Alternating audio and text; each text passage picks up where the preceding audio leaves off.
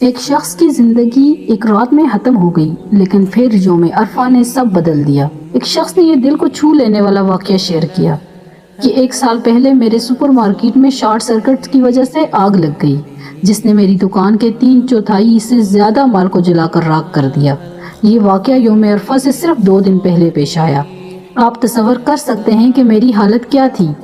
عید الاضحیٰ قریب تھی، مگر میری دکان، میرا سامان، میرا کاروبار سب تباہ ہو چکا تھا۔ نہ کوئی عیدی، نہ خوشی، نہ مسرت، صرف غم اور پریشانی اور قرض کا بوجھ۔ اس وقت میری شادی کو صرف 2 ماہ ہوئے تھے۔ جلا ہوا مال تقریباً $15,000 کے برابر تھا۔ میں سوچنے لگا اب کیا کروں، کیسے اس نقصان کی تلافی ہو؟ کیا اپنی نئی نویلی دلہن سے کہوں کہ اپنا سونا بیچ دے یا کسی سے قرض لوں؟ لیکن کس سے؟ آخر میں نے سوچا کہ دوستوں سے قرض لینا بہتر ہے، مگر جب بھی کسی دوست سے بات کی وہ یہی کہتا عید قریب ہے، معاف کرنا، اس وقت مدد نہیں کر سکتا۔ 2 دن اسی حالت میں گزر گئے، ذہنی دباؤ اور مایوسی کے ساتھ۔ بمشکل $800 جمع کر پایا، جو میرے نقصان کے مقابلے میں ایک قطرہ بھی نہیں تھے۔ اس رات میں گھر واپس جا رہا تھا تو پڑوسی ملا، کہنے لگا عید مبارک بھائی، کل روزہ نہ بھولنا۔ میں نے دل میں سوچا روزہ اس حال میں؟ مجھے اکیلا چھوڑ دو۔ میری بیوی نے میرا دل ہلکا کرنے کے لیے کہا کہ تھوڑی دیر چہل قدمی کرتے ہیں۔ ہم باہر نکلے، مگر میرا دل غم سے بوجھل تھا۔ میں ہر چیز سے لطف نہیں اٹھا پا رہا تھا۔ جب گھر واپس آئے تو وہ بولی چلو سحری کی تیاری کرتے ہیں، فجر کا وقت قریب ہے۔ میں نے تلخی سے جواب دیا سحری؟ مجھے تو یاد ہی نہیں کہ کل یوم عرفہ ہے۔ تم اور میں جیسے 2 مختلف دنیاؤں میں جی رہے ہیں۔ کیا سحری، کیا عرفہ؟ کیا تمہیں ہماری حالت نظر نہیں آ رہی؟ اس نے نرمی سے کہا اللہ نے ہمارے لیے یہ فیصلہ کیا ہے، وہ ہمیں کبھی تنہا نہیں چھوڑے گا، لیکن روزہ ضرور رکھو۔ اس نے اصرار کیا اور میں نے نیت کر کے روزہ رکھ لیا۔ افطار کے وقت وہ بولی اللہ سے دعا مانگو۔ میں نے کہا کس چیز کی دعا؟ کہنے لگی جو دل چاہے مانگو۔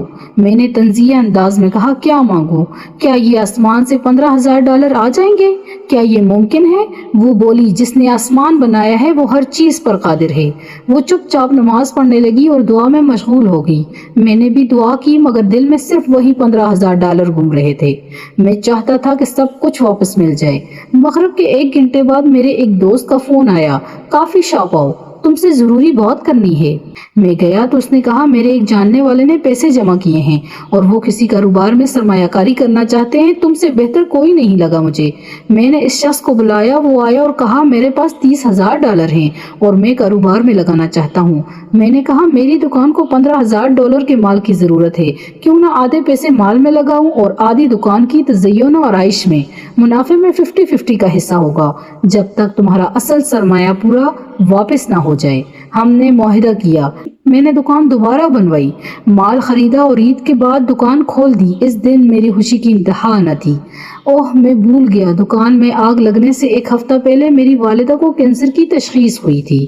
ٹیسٹ کروا لیے تھے اور نتائج عرفہ کے دن آنے تھے۔ نتیجے آئے، منفی تھے۔ الحمدللہ وہ مکمل طور پر صحت مند تھی۔ جب امی کو پتہ چلا وہ خوشی سے پورا دن روتی رہیں، اللہ کا شکر ادا کرتی رہیں۔ دکان دوبارہ کھل گئی، امی صحت یاب ہو گئی اور پھر میری بیوی نے فون کر کے بتایا کہ اس نے حمل کا ٹیسٹ کیا، وہ حاملہ ہے۔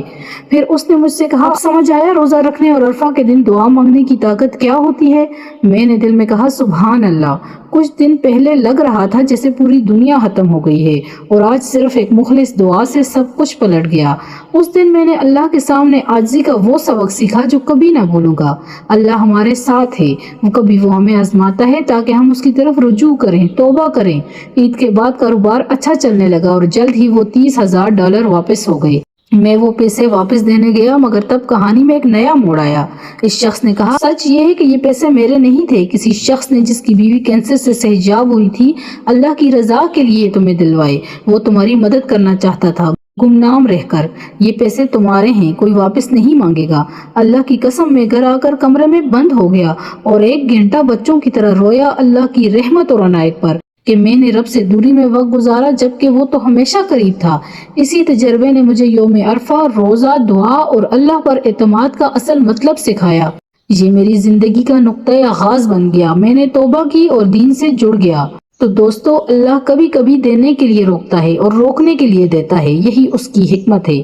یہ ذوالحجہ کے پہلے 10 بابرکت دن ہیں۔ ہم دعا، توبہ اور ذکر میں محنت کریں اور دنیا بھر میں مظلوم مسلمانوں کو نہ بھولیں۔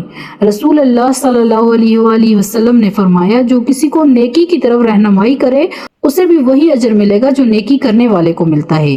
اس لیے اس واقعے کو ضرور دوسروں سے شیئر کریں، کیا پتہ آپ کی زندگی ختم ہو جائے اور آپ کے اعمال نامے میں یہ نیکی کی دعوت باقی رہ جائے۔ شکریہ۔